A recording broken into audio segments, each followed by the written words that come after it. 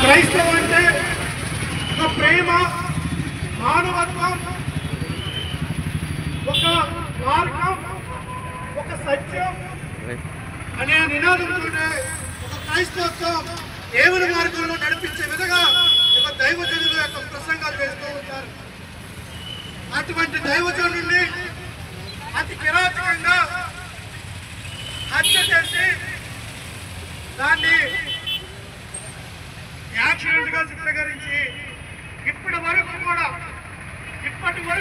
న్యాయం జరగకుండా ఆలోచనలు చేస్తూ ఏదైతే ఉందో దాన్ని అంత త్వరగా పోస్ట్ మార్టం రిపోర్ట్స్ కానీ లేకపోతే విచారణ కానీ అతి త్వరగా చేసి వారి కుటుంబానికి న్యాయం చేసే దిశగా నిందితులను వెంటనే అరెస్ట్ చేయాలని ఈరోజు సాంకేతిక ర్యాలీ తణుకు పట్టణ యువతాంధ్రంలో జరగడం జరిగింది.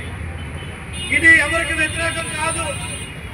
నేను అప్పుడు అదే చెప్తా, ఇప్పుడు ఇదే చెప్తా, శాంతియుతమనే చెప్తా. మొన్న దైవజనులు ప్రవీణ్ గారు సతీమణి ఎవరు మాట్లాడుతూ మీరు చూసినట్లయితే ఎవరైతే నా భర్తను చంపారో వారిని నేను క్షమిస్తున్నానన్నాడు అని ఆవిడ తెలపడం జరిగింది. ఆ రోజు సిలువ వేయబడిన యేసుక్రీస్తు కూడా ఈ దొంగలనేంటి లేకపోతే నేను వేసిన శిక్ష చేసిన అంతకులనేంటి క్షమించమన్నాడు.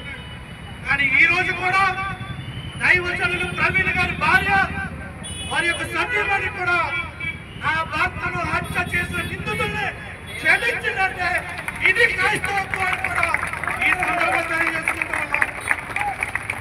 మేము ఎవరిని దూషించో, ఎవరిని తిట్టో, ఎవరిని చంపేయమనో